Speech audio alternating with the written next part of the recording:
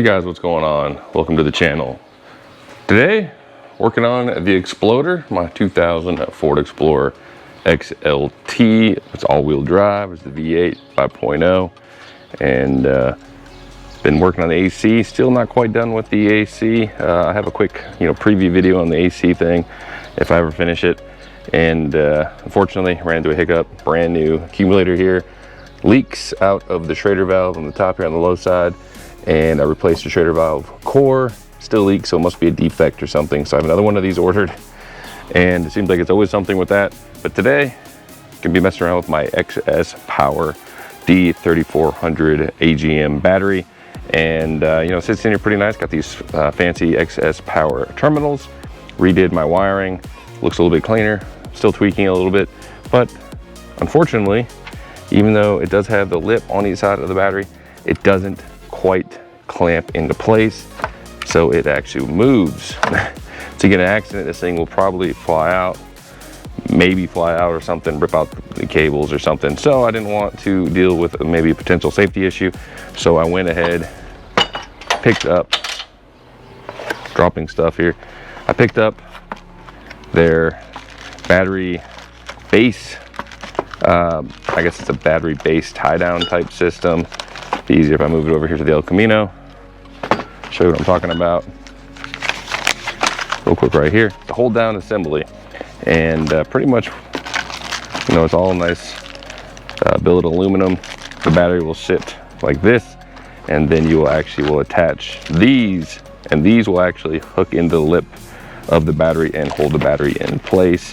It's got this nice recessed little screw holes here.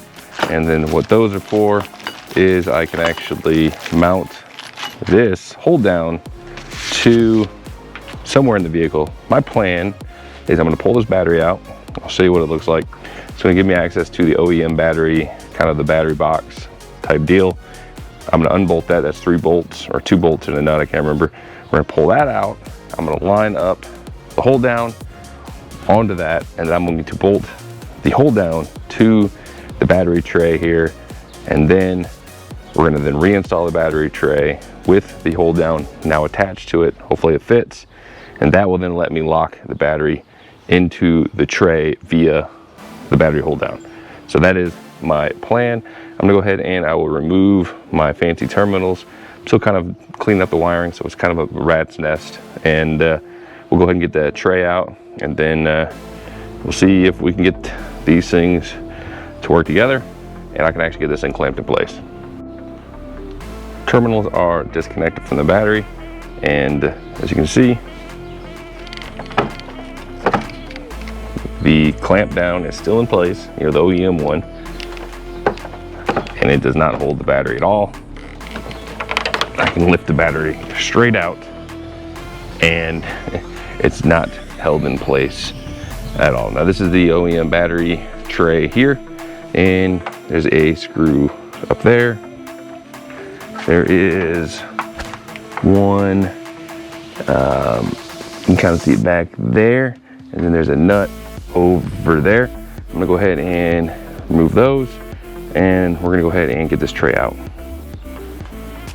Battery tray is out, and like I said before, it's a 13mm bolt, 13mm bolt, and then a 13mm nut. You can kind of see the post down there, and then of course you get the tray. Mine's broken. There was a piece right here that broke off down there. Actually, it holds one of the negative wires to the tray, but it is what it is.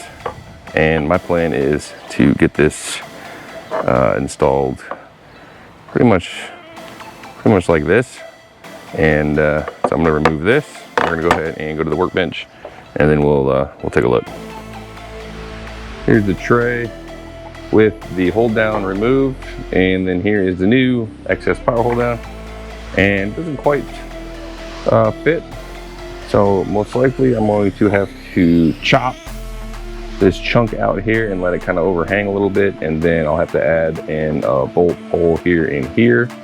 So I did notice a small issue with that is there is some kind of reinforcement plate here. I'm gonna have to figure out how to get this off, and either have to cut these off and then cut this off or something that's pretty rusted. I'll go ahead and get this piece off, then I can cut this lip here off, and then we can go ahead and mount the hold down. Here is the cutout of the OEM battery tray. I just use an angle grinder and then a Dremel little sanding orbital to kind of clean it up a little bit. You know, it's not perfection by any means. And as you can see here, and then my plan, okay, well, now I can't, I'm gonna have to attach an extension piece, I guess, in here, because when I took off that plastic with the metal shielding, I could not get the metal shielding off.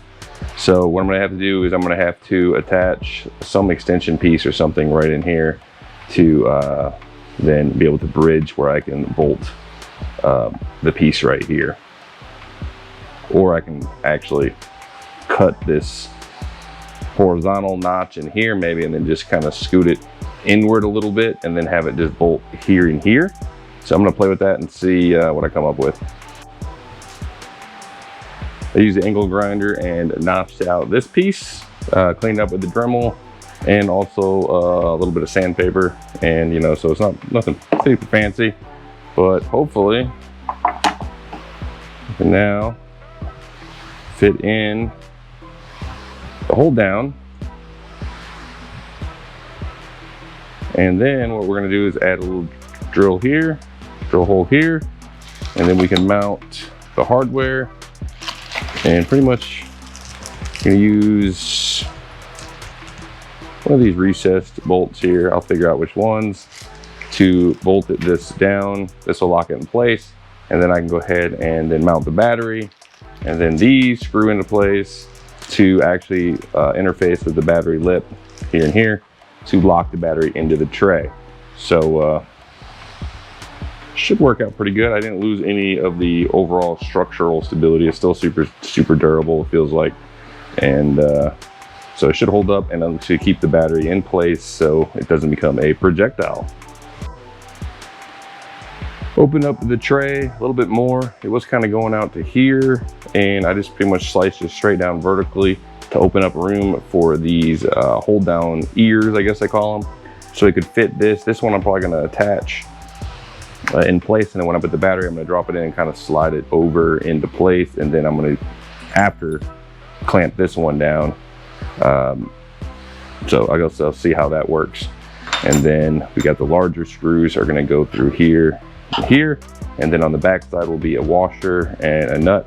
My only worry is this might be a little bit too long and it might hit part of the car, so I may have to then cut the ends off of this. So yeah, we'll have to see if that works. And yeah, I went ahead and kind of test fit, and I'm gonna go ahead and drill holes here, and then I guess I'll line up what size drill bit I'll need. Here is the bottom battery brace, kind of a test fit on the battery in place, and it's not fully bolted down on the ends. You can see they're still pretty loose. I'm just doing a test fit, but check this out. As you can see, it stays on the battery tray. Battery is locked into place. I'll go ahead, I'm gonna pull the battery back off and show you exactly how it looks, assembled with the base in place on the OEM tray. Here's the XS Power little brace here. This is, as you can see, mounted to the bottom here. Here are the two bolts. And what I did is I used a 1/2" drill after I measured everything. 1/2" drill, drilled through it. And then I went ahead and used a T40 to screw in the bolts through. And then when you flip it, you have the two nuts. These are 17mm, I believe, nuts. And I actually had to use my Dremel sander thing to open up this rib here. I'm sure your placement and tray and everything will dictate that. It's just so I could get the washer in there nice and flat. Add a little blue Loctite, the removable kind. and then you tighten this on here nice and tight, and there you go. Also had a broken piece on this tray. I think it was over here, and I ended up just kind of smoothing that out because it was like a sharp, jagged piece. And so, see, I have this one on here relatively loose, and I'm gonna go ahead and get this back in the car, and we'll see if these bolts clear the car. If not, I'm gonna have to get the angle grinder and just grind those down and, you know, make it maybe a semi-permanent install, because if I need to, I'll just have to buy a new tray at some point. Battery tray is in place with the bottom battery brace. Now, it does feel like it is hitting the metal through this screw right here. Probably could shave it down, but I was able to get the 3 bolts in, or the 2 bolts in the nut. So I'm gonna go ahead and just try to drop the battery in there. I've been trying to clean up the wiring a little bit. It's still pretty nasty, but I did add some wiring sheeting. This is all for my my headlights, and so there's a lot of wiring for that. Plus there's wiring that runs all over the place for my electric water pump. I got wiring for my electric fans, so it's kind of a lot more craziness going on than a normal car. So if you see a bunch of you know, questionable stuff, yeah, that's what that is. Now I'm gonna try dropping the battery in here. We'll see if it drops in. Battery is laying on the tray. It's not bolted down in yet. These are T30 bolts. You can see this one right here. I'm gonna go ahead and get this plate in place, and then I'm going to have to then lock it into the lip, then kind of maneuver it around so it clamps down on that lip right there. As you can see, it's got a ledge here, and the ledge fits over the lip, and then it should bolt into place. Just about done. I did end up actually pulling the battery back out, and I trimmed a little bit of the old lips on the sides of the middle piece here that would hook into the old OEM style battery. They were just kind of giving me a little bit of interference and causing the battery not to sit quite as flush inward towards the fender as I like. But I would trim that down, and then I partially installed this lip. You just got to make sure the lip piece here actually sits over the battery little exterior, kind of like a little tab that comes out the side of the battery. And this is what's going to clamp down when you apply these screws and hold the battery onto the battery tray. So I went ahead and got this one in. Everything fits real good, and we're gonna go ahead and drop this one in right here. And then you can see it kind of tilts a little bit because it is overhanging the lip on the battery. I'm gonna go ahead and drop the 2 screws in here, screw them down, tighten them up. Just make sure you don't over tighten these, because you can crush the battery itself. The lips are plastic. If you crank down on these steel pieces, you can crack that, so don't do that. And as mentioned, I tossed these screws somewhere, but anyways, it's 2 screws. Oh, here they are, right here. And I believe they are, like I mentioned, T30s. I'm gonna go ahead and get these installed.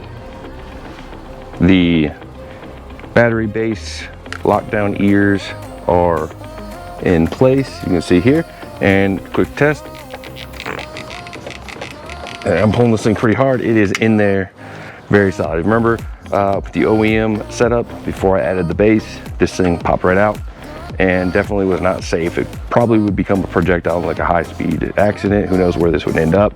You know, potentially blasting through the firewall, through the hood, windshield, and whatever. So I never like to have my batteries not bolted down, and I was trying to keep from doing something kind of rigged up, you know, with a ratchet strap or something like that. So I figured these look pretty good.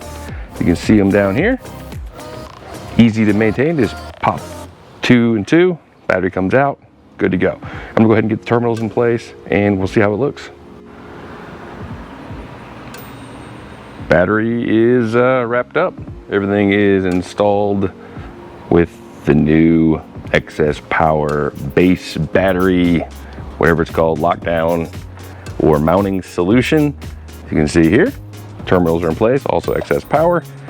They do look kind of funky, this one kind of going this way, this one going this way, but really it's the only way I could get the wiring without getting crazy and, you know, redoing some of the wiring of the car.